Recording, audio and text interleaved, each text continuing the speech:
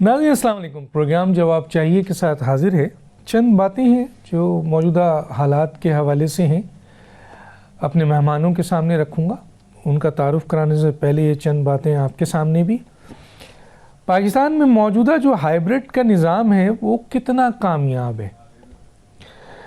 मौजूदा निज़ाम की कामयाबी और नाकामी का ज़िम्मेदार कौन है। अगर ये हाइब्रिड निज़ाम जो शहबाज शरीफ साहब की हुकूमत PDM से शुरू होता है और फिर केयर टेकर के बाद ये इत्तेहादी हुकूमत जो चल रही है उस तक है, तो ये 3.5 साल के अंदर हाइब्रिड निज़ाम कितना कामयाब रहा है। अगर कामयाब रहा है तो उसकी ज़िम्मेदारी किस सुपुर्द की जाए, और अगर नाकाम रहा है तो फिर कौन ज़िम्मेदार है इस नाकामी का। इसके अलावा मुल्क में मौजूद अदालती, आइनी, सियासी और मुआशी निज़ाम इस हाइब्रिड निज़ाम के बाद कहाँ खड़ा है।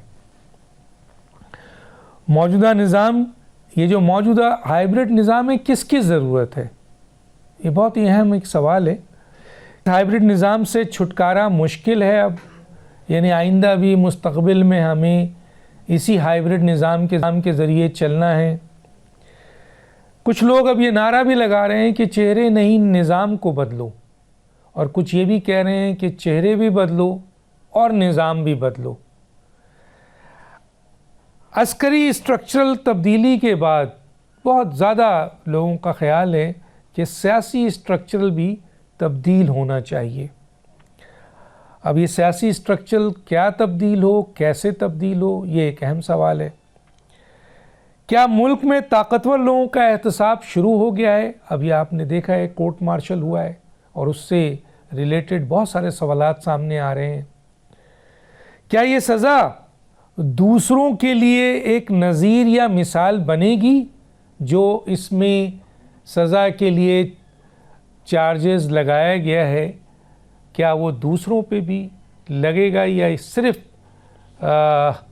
जो साबिक आपके जन साहब थे उन तक ही महदूद रहेगा। सज़ा पाने वाले जर्नल्स का ताल्लुक किन किन सियासतदानों के साथ रहा, किन किन सियासतदानों ने इससे फ़ायदा उठाया, इन इशूज़ पे बात करेंगे। मेरे साथ जो गेस्ट हैं, मेरे साथ मौजूद जनाब जान चिकज़ई साहब, तज़िया निगार हैं। आपका बहुत शुक्रिया सर, आपने हमें ज्वाइन किया।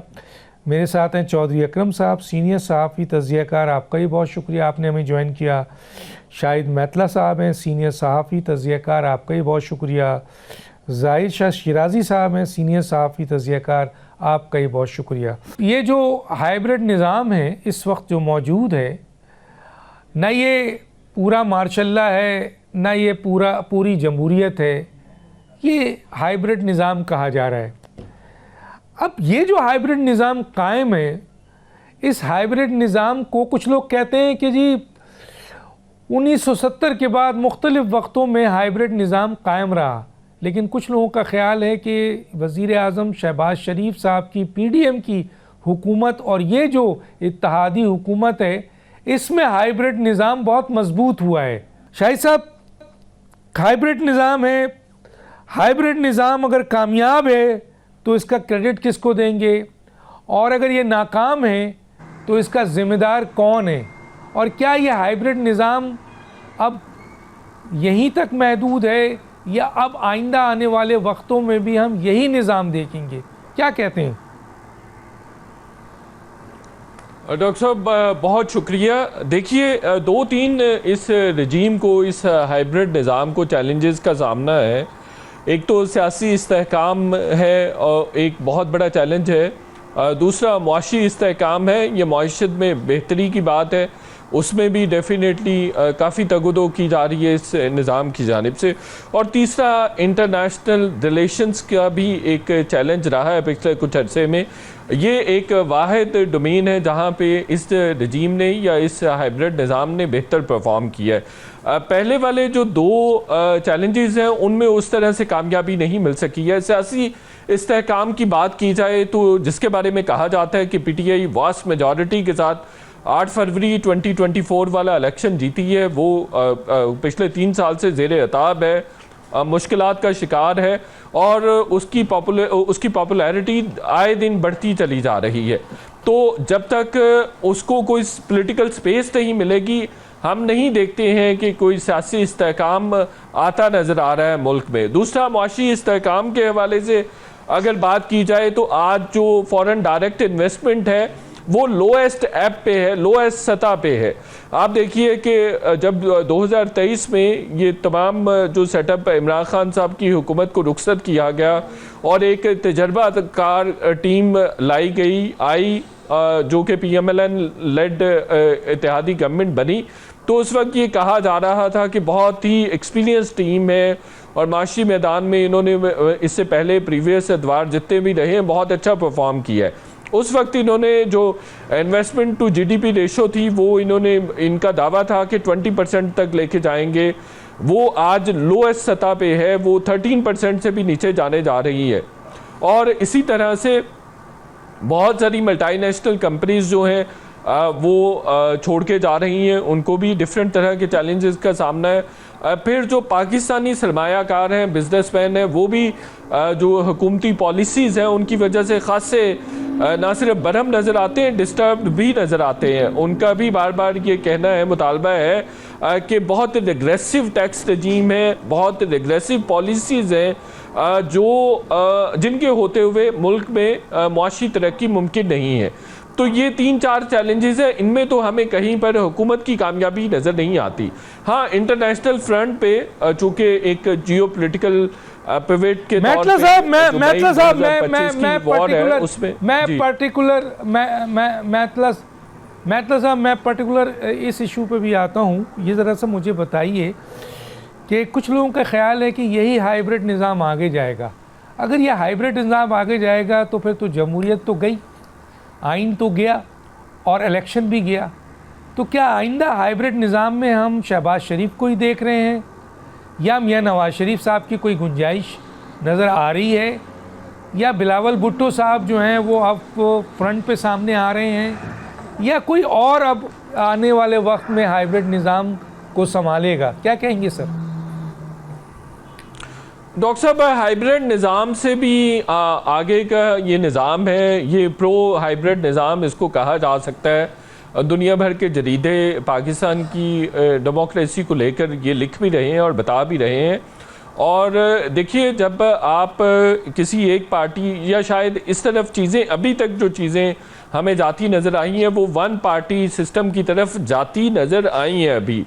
और ये माजी में भी ऐसे बहुत सारे तजर्बात हो चुके हैं जहाँ पे बज़ाहिर नज़र आ रहा था कि वन पार्टी सिस्टम की तरफ चीज़ें जा रही हैं।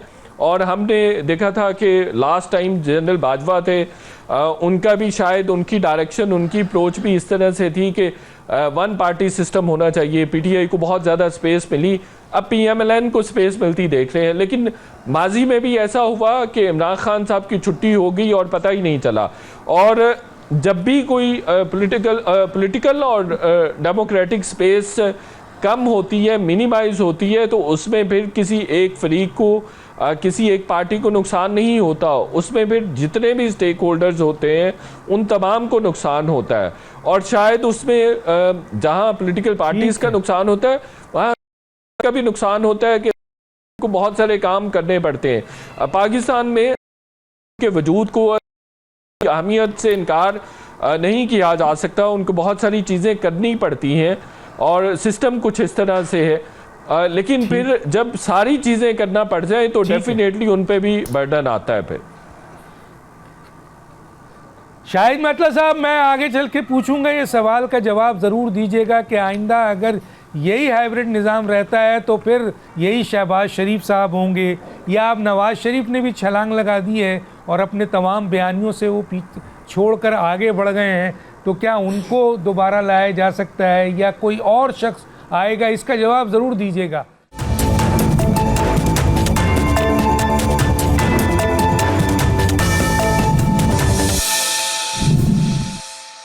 मैं जनाब चौधरी अकरम साहब की तरफ आता हूँ। चौधरी साहब, ये हाइब्रिड निज़ाम है और आपकी निगाह है, इस हाइब्रिड निज़ाम का फ़ायदा अशराफिया उठा रहे हैं या इस हाइब्रिड निज़ाम जो लाया गया है मिलकर जो काफ़ी अरसे से चल रहा है, तकरीबन 3.5 साल हो गया है, इसका फ़ायदा आवाम को भी मिल रहा है, क्या कहेंगे? डॉक्टर साहब बहुत शुक्रिया। और मेतला साहब ने जो गुफ्तगू की वो मौजू तो उन्होंने कवर कर दिया, लेकिन मैं आपको अपनी राय ज़रूर दूंगा। अवाम को इस निज़ाम का फ़ायदा तो इतना है कि आगे वो 2 वक्त की अगर रोटी खा रहे थे तो अब शायद आधे वक्त की रोटी उनको नसीब हो रही है। अगर आज से 4 साल पहले, जब से ये हाइब्रिड निज़ाम है, बुनियादी तौर पे जब पहली बार शहबाज शरीफ साहब की हुकूमत आई थी, मैं इसको उसी की कंटिन्यूटी देखता हूँ, क्योंकि बाजवा साहब ने उस वक़्त इमरान खान साहब को रुखसत करके इनकी हुकूमत को कायम करने के लिए एक पूरे सिस्टम को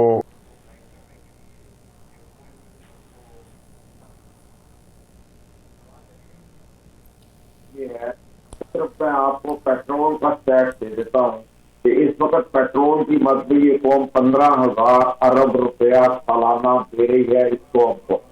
ये उस कौम पे इल्जाम है जो कहते हैं कि जो कौम टैक्स नहीं देती, आप उनसे सिर्फ एक प्रोडक्ट पर 15,000 अरब रुपया सालाना वसूल कर रहे हैं। उसके बावजूद आप 15 अरब रुपया रोजाना बैंकों से लोन लेके अपनी गवर्नमेंट की एडमिनिस्ट्रेशन को रन कर रहे हैं।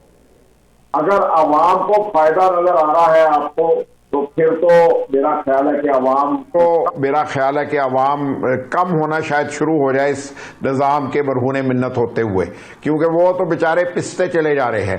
जो आदमी 35-40 हज़ार रुपए की तनख्वाह ले रहा है, उसकी ज़िंदगी में तो कोई आसानी नहीं है। और ये 35-40-50 हज़ार या 1 लाख रुपए लेने वाले लोग 90% पाकिस्तानी हैं। और बिजनेस का हाल तो ये है कि तमाम शोबा ज़िंदगी इस वक्त कसम पुरसी की हालत में है। ये नहीं कहना चाहिए कि वो क्राइसिस या रिसेशन में है, नहीं, इस वक्त वो कसम पुरसी की हालत में है। पाकिस्तान का एक दुकानदार भी 4 सेल्समैनों में से 2 को कम कर रहा है। एक इंडस्ट्री जहां पे 1000 आदमी काम कर रहा था, उसने भी 900 लोगों को ले ऑफ कर दिया है। ये इस वक्त पूरे मुल्क की हालत है। और अब हम इस निज़ाम की अफादियत अगर देखें तो वो शायद ये ज़रूर है कि टॉप लेवल पे इन्होंने गवर्नेंस को शायद बेहतर करने की कोशिश की है। शायद इंटरनेशनल बॉर्डर्स के ऊपर सूरत हाल बहुत ख़राब है, उसको मैनेज करने की कोशिश हो रही है। शायद हम डिप्लोमेटिक कहीं ना कहीं बेहतर हुए हैं, या शायद हम अपना कहीं इमेज इंटरनेशनल कम्युनिटी में बेहतर करने में कामयाब हुए हों। मैं उससे कतई नज़र सिर्फ ये देखना चाहता हूँ कि पाकिस्तानी अवाम की हालत क्या है, और क्या इस हाइब्रिड निज़ाम ने पाकिस्तानी कौम को रोजगार दिया? बिल्कुल नहीं दिया। क्या इस हाइब्रिड निज़ाम ने बेरोजगारी को कम किया? नहीं, बिल्कुल नहीं किया। क्या इस हाइब्रिड निज़ाम ने इस महंगाई को कम किया जो 2022 ऑनवर्ड टिल 2024 रही, उसको कम करने में कामयाब हुई? नहीं, वो जमूद का शिकार है। क्या इस निज़ाम ने जो सिलाब से तबाहकारियां हुई उसमें अवाम के साथ सरकार कहीं खड़ी नजर आई? किसी ने देखा कि सिलाब आया इस मुल्क में, किसान को बहा के ले गया, फसलों को ले गया, जानवरों को ले गया? किसी ने हालत-ए-ज़ार पूछी? हाँ, हम और आप सब खामोश हैं, हमारी ज़बानों पे ताले हैं, हमने किसी की बात नहीं की, क्योंकि निज़ाम का तकाजा शायद यही है कि हम खामोश हों। तो इसलिए हमें आपको शायद पता नहीं है कि इस वक्त जनूबी पंजाब में, इंटीरियर सिंध में, KPK में, बलोचिस्तान में या सेंट्रल पंजाब में किसान की क्या हालत है।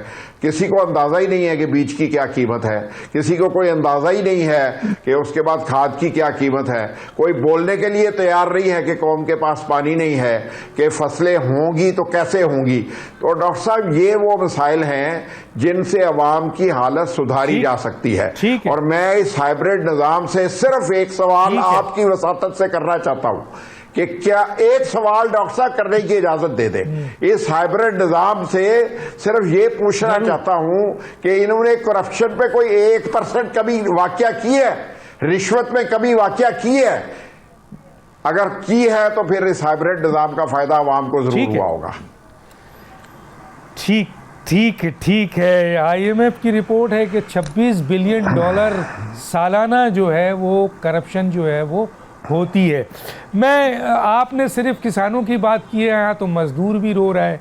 मज़दूर और किसान के साथ साथ जो मिडिल क्लास है वो तबाह हो चुका है। सिर्फ अशराफिया ही अशराफिया है। जी मैं ज़रा पहले आ जाता हूँ जान चकज़ई साहब की तरफ। जान चकज़ई साहब, इस जो हाइब्रिड निज़ाम है इस हमारे मुल्क में, इस हाइब्रिड निज़ाम क्या आपको कामयाब नज़र आ रहा है? क्योंकि लोग ये कह रहे हैं कि अब यही निज़ाम आगे चलेगा।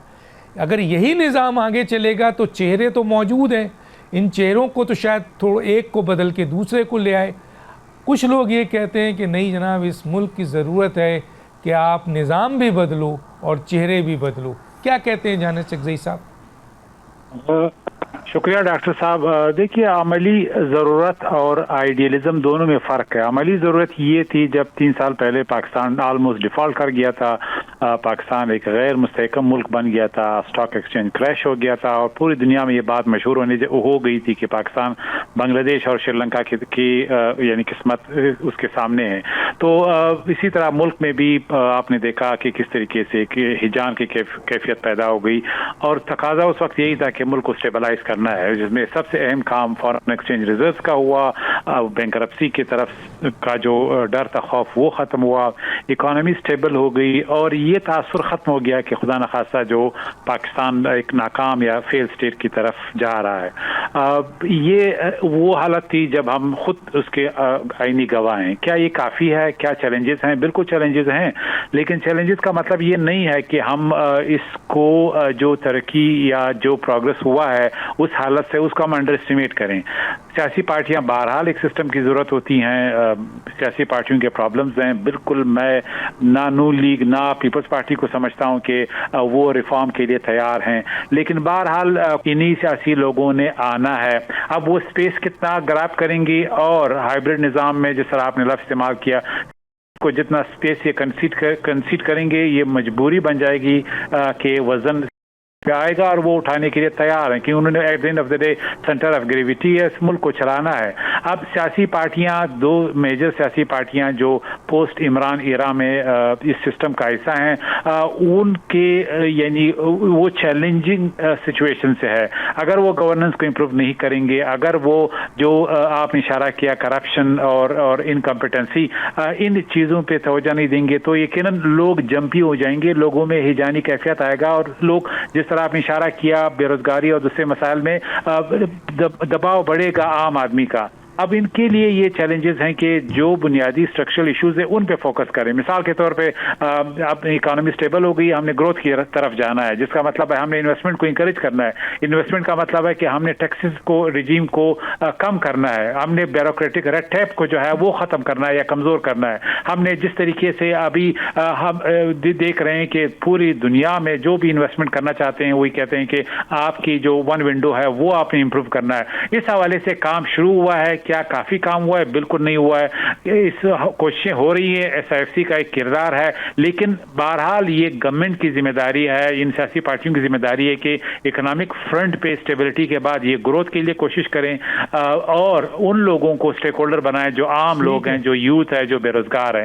तो मैं बिल्कुल ये नहीं कहता कि आइडियल एक सिस्टम बन गया है। हाँ, आगे भी इस सिस्टम ने आगे बढ़ना है, कोताहियों को, नालायकी को, दूसरे जो इश्यूज हैं उनको हाईलाइट करना है और इसी तरह जो है ये यकीनी बनाना है कि मुल्क बहरानी कैफियत में यानी ना रहे, बल्कि एक जो अभी हमें फील गुड फैक्टर मिला है डिप्लोमेसी की वजह से, पाकिस्तान की मयाना अफवाज की फतह हक की यानी कामयाबी के बाद जो इंटरनेशनल इन्वायरमेंट है उसको हम किस तरह से मोनेटाइज करें, हम इसको किस तरीके से दाखिली यानी कामयाबियों में हम उसको बदल दें। तो ये एक चैलेंज है, लेकिन क्या ये आइडियल है?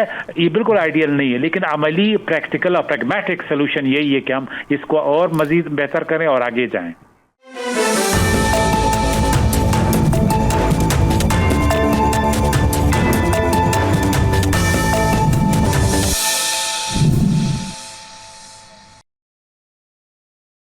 वेलकम बैक जी। मैं शाहिद मैतला साहब की तरफ आऊँगा और ये सवाल है सर, एक तो मैंने जाते हुए सवाल पूछा था सर कि अगर यह हाइब्रिड निज़ाम रहता है तो इसके लिए सबसे मौजूद शख्स अब कौन होगा?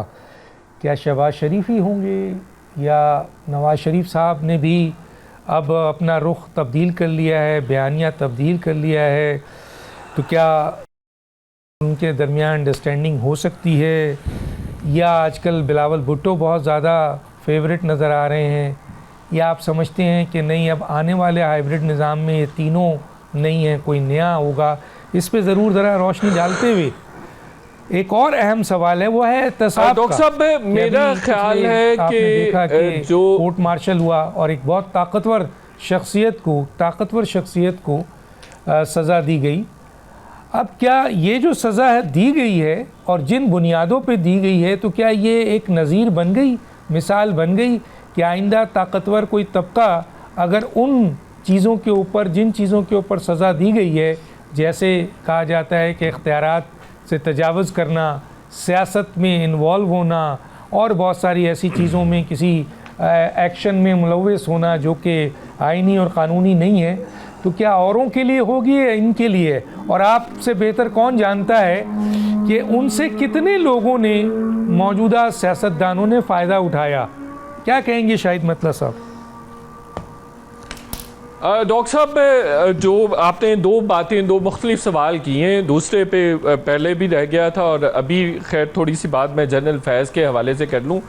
देखिए, एक तो हमारे लिए जनरल फैज़ के ट्रायल और उसकी सज़ा में एक सबक भी मौजूद है कि इंसान जितना भी ताकतवर हो जाए तो अल्लाह की पकड़ में किसी न किसी तरह से आ जाता है, और फिर जब इंसान अल्लाह की पकड़ में आता है तो उसके लिए बड़े सारे जवाज़ बन जाते हैं, बड़े सारे बहाने भी बन जाते हैं। तो ये जो एक तो ये बात याद रखनी चाहिए कि ये इंस्टीट्यूशनल अकाउंटेबिलिटी थी।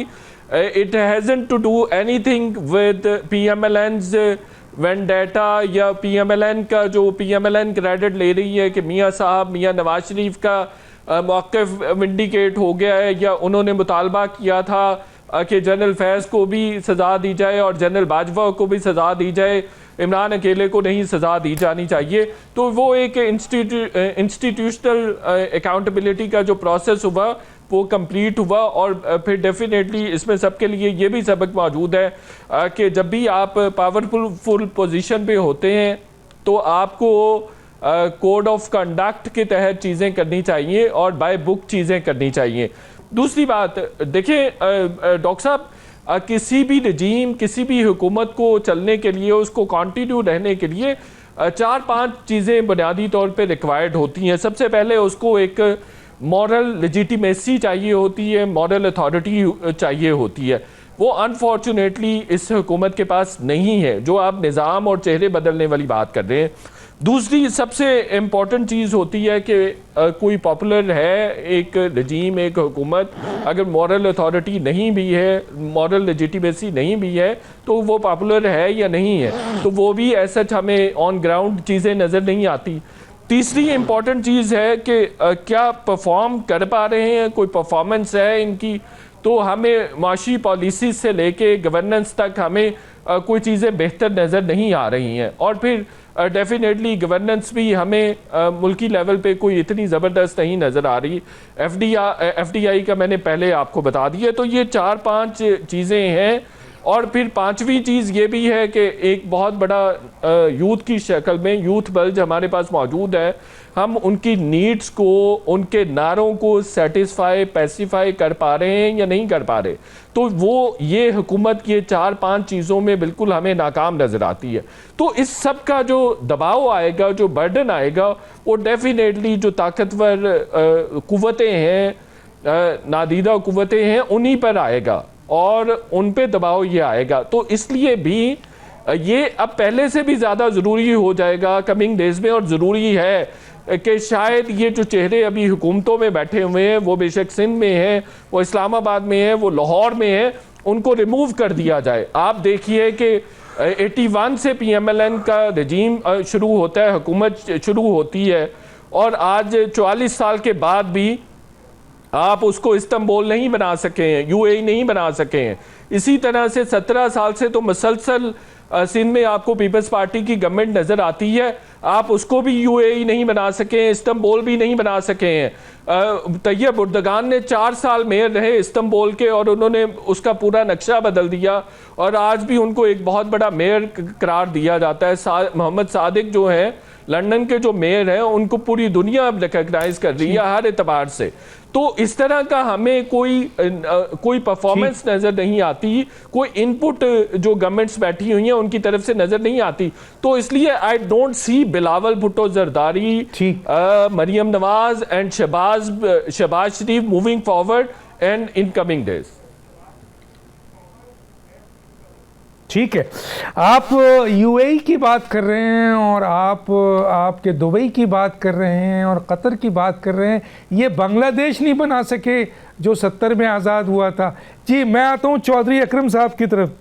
जी चौधरी अकरम साहब, एक सीधा साधा सवाल है आपसे भी कि क्या अगर ये हाइब्रिड निज़ाम आगे चलता है तो ये चेहरे तो मौजूद हैं इस हाइब्रिड निज़ाम को सपोर्ट करने के लिए, क्योंकि इलेक्शन जीतने का कहा जा रहा है कि अब इनके बस की बात नहीं है। तो बिलावल भुट्टो भी है, नवाज शरीफ साहब भी अब फ्रंट पे आ गए हैं। जो इख्तलाफात और जो चीज़ उनके बयानिए थे सख्त फ़ौज के ख़िलाफ़, वो उन्होंने विड्रॉ कर लिया है, देखने में आ रहा है। और शहबाज शरीफ तो ऑलरेडी मौजूद हैं, या आप समझते हैं कोई और शख्स भी आ सकता है इस हाइब्रिड निज़ाम को सपोर्ट करने के लिए एक तरफ। और दूसरा तरफ ये जो एहतसाब हुआ है, ये जो आपके जनरल फैज़ साहब को सज़ा मिली है, कहा यह जा रहा है कि ये सज़ा आगे चल के पानी पीटीआई को टच करेगी, क्योंकि कुछ लोगों का दावा है क्योंकि सियासी लेवल पर वो उनके साथ टच थे। लेकिन अभी जैसे शाहिद मेहता साहब ने बताया और बहुत सारे लोगों का ख्याल है कि फैज़ साहब से तो बहुत से लोग फैज़याब हुए हैं। इवन नवाज शरीफ साहब की यहाँ से जो गए थे, जिसमें कोई एक सेनेटर ये दावा भी करते हैं कि उनका प्लेटिलेट फैज़ साहब और हमने मिल के बनाया था। तो क्या कहेंगे सर इसके ऊपर आप? डॉक्टर साहब, मैं तो आपको याद है आप ही के प्रोग्राम में ये कह चुका हूं कि 1985 से लेकर 2025 तक यही रजीम इक़्तिदार में रही है। इन 40 सालों में इस रजीम ने इस मुल्क को कुछ नहीं दिया।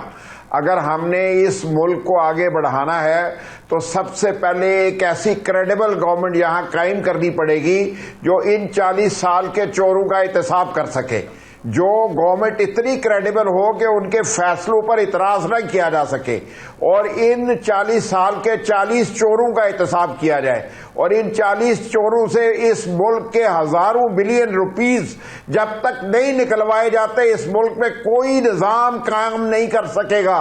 ना ये हाइब्रिड निज़ाम काम कर सकेगा, ना कोई और नया निज़ाम काम कर सकेगा। सबसे पहले आपको इस कौम के अशराफिये को साबित करना होगा कि आप वो उन करप्ट प्रैक्टिस से बाज आ जाएंगे। और उन करप्ट प्रैक्टिस से बाज करने के लिए उस 40 साल की रजीम से जान छुड़वाना इस मुल्क की अव्वलीन तरजीह होनी चाहिए। जिन लोगों ने 1985 में एक गैर जमाती इंतखाबात में हिस्सा लिया और इस मुल्क के इक़्तिदार के हिस्सेदार बने, उन लोगों को इस मुल्क की जान छोड़ दी होगी। अगर कोई हुकूमत उनसे जान नहीं छुड़वा पाती तो डॉक्टर साहब कोई फ़ायदा नहीं है इस निज़ाम की खूबियाँ और ख़ामियाँ गिनने पे, क्योंकि आवाम तक उसका कुछ नहीं आया। मैं ऐसे ही आपको चलते चलते एक लतीफ़ा सुना देता हूँ कि यूके से, यूएसए से और ऑस्ट्रेलिया से जो अरबपति हैं वो यूएई शिफ्ट हो रहे हैं, और पाकिस्तान जिसके मजदूर को अब यूएई जाने की इजाज़त नहीं रही। पाकिस्तान का मजदूर यूएई नहीं जा सका क्योंकि वो मजदूर उस यूएई को बनाने में बुनियादी किरदार अदा करता रहा। और इस किसी भी हुकूमत की इससे बड़ी नाकामी क्या हो सकती है कि आज यूएई वो बेनिफिशरी है पाकिस्तान के मजदूरों का, पाकिस्तान की कौम का। इन ममारों ने वहाँ पर बेतहाशा हिस्सा डाला है, लेकिन आज उन पर पाबंदी है सिर्फ इसलिए कि इस अशराफिया ने उनके साथ इतने बड़े बड़े जुल्म किए हैं कि तमाम बदनामियाँ उन्हीं के नाम पर लग रही हैं। इसलिए मैं समझता हूँ कि इस पर गौर करने की ज़रूरत है। जाना शेख सईद साहब, एक तो ये ज़रूर बताइएगा कि आया कुछ लोग ये कहते हैं कि जनाब अब इन चेहरों को बदल देना चाहिए, बहुत हो गया, इन्होंने कुछ नहीं दिया पाकिस्तान को, और अब इनको छोड़ के इससे बेहतर है कि टेक्नोक्रेट रिलेटेड बासलाहियत पाकिस्तान में बहुत सारे लोग हैं, उनको लाना चाहिए ऊपर और हाइब्रिड निज़ाम उनके ज़रिए चलाना चाहिए। लेकिन कुछ लोग ये कहते हैं कि अगर यही हाइब्रिड निज़ाम रहा तो मुझे बताइए सर, जान अचकज़ई साहब क्या शहबाज शरीफ साहब ही रहेंगे, या मरियम नवाज़ साहबा आ जाएंगी, या बिलावल भुट्टो साहब आजकल बहुत करीब हो रहे हैं, या आप समझते हैं नवाज़ शरीफ साहब ने जो बयानिया बदल दिया अब वो मौजू हो गए हैं, अब उनको लाया जा सकता है? एक तो ये बताएं सर इसके ऊपर। और दूसरा सर, ये जो एहतसाब शुरू हुआ है, एक बहुत अहम तरीन जनरल को सज़ा मिली है, लेकिन जो सज़ा मिली है जिन चीज़ों पे मिली है उन चीज़ों का क्या आइंदा भी नज़ीर बनेगी, क्या मिसाल बनेगी, क्या दूसरों को भी इसमें शामिल किया जाएगा? और फिर एक और बात सर कि जनरल फैज़ से जो मरात याफ्ता सियासतदान हैं उन सबको भी क्या कटहरे में लाया जाएगा? क्या कहते हैं सर? शुक्रिया डॉक्टर साहब। पहली बात तो ये कि अगर ख्वाहिश की बात है तो पाकिस्तान की तकरीबन तमाम सियासी क़यादत को रिटायर होना चाहिए जो अब तकरीबन रिटायरमेंट के करीब हैं। नवाज शरीफ साहब 70 से आगे बढ़ चुके हैं, शहबाज शरीफ साहब 70 के करीब हैं, जरदारी साहब तकरीबन 70 के करीब है, मौलाना साहब तकरीबन 70 के करीब है। इन्हें रिटायर होना चाहिए, इन्हें घर जाना चाहिए, इनको नई लीडरशिप लानी चाहिए, बेशक इनके बेटे हो, बेशक उनके और रिलेटिव हो, ताकि लोगों को पता चले कि हम अब नई नस्ल के साथ डील कर रहे हैं।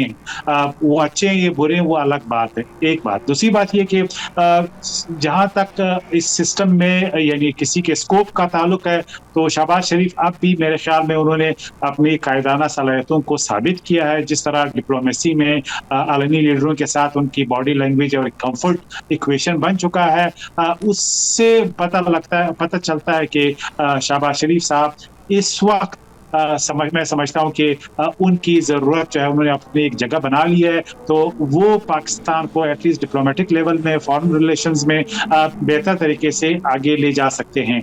लेकिन इसका मतलब यह नहीं है कि नई लीडरशिप जिसमें 2 नए चेहरे आ गए हैं, जिसमें बिलावल भुट्टो साहब हैं और मरियम नवाज साहिबा हैं, वो भी लीडरशिप मटेरियल है। बेशक हम उनसे इत्तेफाक करें या इख्तलाफ करें, उनकी भी ग्रूमिंग हो रही है। एक सीएम पंजाब है, बिलावल साहब फॉरेन मिनिस्टर भी रहे।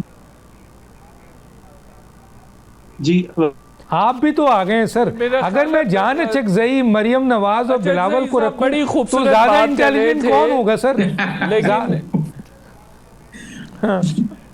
अचकज़ई भाई बड़े खूबसूरत बात कर रहे थे, लेकिन फिर बिलावल भुट्टो और मरियम नवाज पे आ गए। भाई हमें अचकज़ई साहब आप भी हो सकते हैं लीडर हमारे, बात तो कर सकता हूं। हम मोनार्क्स पे तो नहीं जाएंगे। जी जी जी नहीं, मैं ख्वाहिश की बात तो कर सकता हूं कि आप मुझे बनाए, आप प्राइम मिनिस्टर बने, लेकिन मिडिल क्लास के लिए उनकी ख्वाहिश है, उनके पास नहीं है, उनके पास जो है क्लाउड नहीं है, वो एमपीएस खरीद नहीं सकते। हमारे सिस्टम में जो डर्टी मैकेनिज्म है पॉलिटिकल सिस्टम में, उसमें मिडिल क्लास के लिए कोई गुंजाइश है नहीं, at least for the next 10 years 20 years नहीं है। ये हकीकत है। रही ये बात कि टेक्नोक्रेट आने चाहिए, टेक्नोक्रेट इस मुल्क की जरूरत है। हमें टेक्नोक्रेट को हाइब्रिड का हिस्सा बनाना चाहिए, क्योंकि जो सियासी लोग हैं वो सिर्फ उनके स्किल्स किसी डोमेन में नहीं है, उनके स्किल इस हद तक हैं कि वो इलेक्शन यानी जीत सके या अपने इलाके में जाके लोगों के साथ इंटरेक्ट कर सके, लेकिन वो डोमेन स्पेशलिस्ट नहीं है। जब वो ब्यूरोक्रेसी के साथ डील करते हैं तो वो नालायक बन जाते हैं, और नालायकी की सजा जो है वो हम भुगत चुके हैं। करप्शन का एक हद तक तो यानी बर्दाश्त हो सकती है, लेकिन नालायकी हमने देखी है बानी पीटीआई के दौर में, उसके बाद हमने देखी है नालायकी कोई गुंजाइश अब नहीं रही।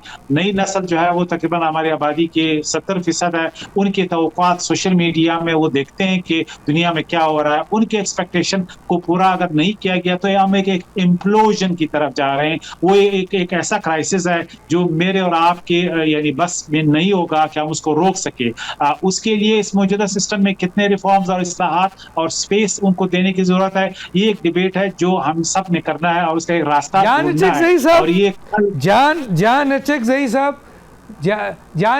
साहब, क्या ये पाकिस्तान की अवाम या नौजवान जो अब पाकिस्तान की सियासत का हिस्सा हैं, ये उनका आईनी, कानूनी, अखलाकी हक नहीं है कि वो जिसको चाहें इस मुल्क का वज़ीर आज़म बनाए? अगर आप वोट की बात कर रहे हैं तो हमारा एक दकियानुसी वोट का सिस्टम है। कभी भी 50% रूरल एरियाज में कभी भी इलेक्शन हुए ही नहीं। वो कुछ वडेरे वो रिगिंग करते हैं, कुछ सरदार करते हैं, कुछ बड़ी फैमिलीज करती हैं, तो वो जमहूर की आवाज कभी भी नहीं रही। इसी तरह जो 50% अर्बन एरियाज हैं वहां पे भी कार्टेल्स है, बड़े लोग हैं जिनके पास पैसा है, जो कॉन्स्टिट्यूंसीज को मोनोपलाइज करते हैं, वो भी आवाम की विल को रिप्रेजेंट नहीं कर रहे। लिहाजा अगर आप मुझसे ये डिबेट कर रहे हैं कि ये जमहूरियत है और पाकिस्तान में कोई इस तरह जमहूरियत आ सकता है जिसमें फ्री विल लोगों का डिटरमिन हो एक वन वोट से, तो ये आइडियलिज्म है। ये मैं इसको नहीं मानता। सिर्फ ये कि हमने इन बड़े लोगों को 70% सेनेट और कौमी असेंबली में जो बड़े लोग हैं, बड़े लोग का मतलब पैसों के एतबार से, इन्फ्लुएंस के एतबार से और वोट खरीदने के एतबार से वो लोग की राय को खरीदते हैं। लिहाजा ये जमहूरियत। ठीक है जनाब, जाहिद शाह साहब की तरफ आता हूँ। जाहिद शाह साहब, एहतसाब के हवाले से आप क्या समझते हैं कि सर ये एहतसाब सिर्फ एक शख्स तक महदूद रहेगा, और क्या जिन बुनियादों पे उनका एहतसाब हुआ है उसमें और लोग भी शामिल होंगे? क्योंकि एक तवील ये डिबेट है इसके ऊपर। दूसरा सर, ये जो हाइब्रिड निज़ाम है, क्या इन्हीं चेहरों को लाया जाए या कोई नए चेहरे लाए जाए, या आप समझते हैं कि टेक्नोक्रेट की हुकूमत को लाया जाए और उसको हाइब्रिड का निज़ाम बनाया जाए और इनसे छुटकारा हासिल किया जाए, जैसे चौधरी अकरम साहब कह रहे हैं? क्योंकि मुल्क को तो डिलीवर कुछ नहीं हो रहा है, मुल्क को तो कुछ नहीं मिल रहा है। क्या कहेंगे सर? डॉक्टर साहब, मैं तो शायद ये देख रहा हूँ कि यहाँ एक फार्मूला पेश किया जा रहा है कि -1 पे आप चले जाएं। तो क्या वाकई अगर कहीं -1 यहाँ शुरू होता है तो आगे भी हो सकता है? और दूसरा देखिए, लिंकेजेस मैं पहले बात करूंगा कि आप जो कह रहे थे कि किसको होना चाहिए। मैं ये समझता हूँ कि जो मौजूदा आपकी सियासी जमातें हैं इन्होंने अपना काम कर लिए। मजीद जो लोग इनसे जो कुछ करवाना चाहते थे, शायद एक आध काम और होगा, वो भी हो जाएगा। बाकी मेरे ख्याल में इनकी ज़रूरत, मेरी राय ये है कि नहीं रहेगी। और अगर बिलावल भुट्टो साहब की ये ख्वाहिश है कि वो वज़ीर आज़म बनेंगे, या मरीम नवाज साहिबा की भी, या मियाँ शहबाज शरीफ साहब की भी, और मियाँ नवाज शरीफ साहब की भी, तो मुझे मेरी ज़ाती राय के मुताबिक इसलिए नहीं लगती कि ज़मीनी हक़ाइक़ इनके खिलाफ जा रहे हैं। बेशक ये इस वक्त एक पेज पे है, वो कुछ कर रहे हैं जो ताकतवर हल्के चाहते हैं इनसे करवाने के लिए, लेकिन जैसे हम सब की राय है कि तमाम लोग फेल हुए हैं, ये नाकाम हुए हैं और ये निज़ाम नहीं चला सके। अब आइंदा कौन होगा ये तो अब हम देखेंगे, लेकिन आइंदा भी वही होगा जैसे जाना जगदीश साहब ने तो मशवरा दे दिया कि जनाब ये इनके बेटे पोते पोतियां आ जाएं तो चले एक नए चेहरे आएंगे। मेरे ख्याल में पाकिस्तान के लोग जो है मजीद इनकी गुलामी शायद ना करें। दूसरा, जिस मुल्क के अंदर आप मोइन कुरैशी को, शौकत अजीज को उस रात ले आते हैं जब उनका शनाख्ती कार्ड भी पाकिस्तान का बनता है और अगले दिन वो वज़ीर आज़म होते हैं, अब इसको आप बुनियादी जमहूरियतों का निज़ाम लाते हैं कि आप अयूब खान के बाद चलते चलते भुट्टो साहब की तरफ जाते हैं, फिर आप सो कॉल्ड उसको डेमोक्रेसी कहें, लेकिन मैं ये समझता हूँ कि डेमोक्रेसी आम लोगों की नहीं थी, अशराफिया की डेमोक्रेसी थी जिसने तमाम उम्र पाकिस्तान के 80% को गुलाम बनाए रखा। आप यकीन करें कि मैं नाम नहीं लूँगा, लेकिन हमारे खैबर पख्तूनख्वा में पेशावर से सिर्फ 5 किलोमीटर के फासले पे आज भी बॉन्डेड लेबर्स हैं, और ऐसे लोग जो कि असम्बलियों के स्पीकर, डिप्टी स्पीकर रहे, उनके यहाँ गुलाम दर गुलाम पूरी नस्लें आ रही हैं और वो उनके बॉन्डेड लेबर हाड़ियों के तौर पे काम कर रही है। सिंध में भी है, ये बलूचिस्तान में भी है, हर जगह पे। एक आखिरी सवाल, क्या ये बेहतर नहीं है कि 1985 से लेकर 2025 तक जिन जिन सियासतदानों ने आपके इस्टेब्लिशमेंट के लोगों से फ़ायदा उठाया है उन सबको अकाउंटेबल किया जाए सर? बस मेरे ख्याल में डॉक्टर साहब, मैं तो कहता हूँ उनको अकाउंटेबल क्या कि जिन्होंने फायदा दिया है उनको भी अकाउंटेबल किया जाए। और मेरे ख्याल में वक्त आएगा, देखिए आप एक इनकलाब की तरफ जाएंगे हर इंस्टीट्यूशन के अंदर, ये तो इसी तरह में बेवकूफ बनाते रहेंगे, कभी डेमोक्रेसी के नाम पे, कभी कॉन्स्टिट्यूशन के नाम पे, कभी अकाउंटेबिलिटी के नाम पे। ठीक है। ना एक शख्स हालात सही कर सकता है, ना एक शख्स जिम्मेदार हो सकता है, तो सराउंडिंग में जो लोग हैं उनका एहतसाब कौन करेगा? वक्त ख़त्म हुआ चाहता है। चारों मेहमानों का बहुत शुक्रिया। डॉक्टर दानिश को इजाज़त दीजिए। अल्लाह हाफ़िज़।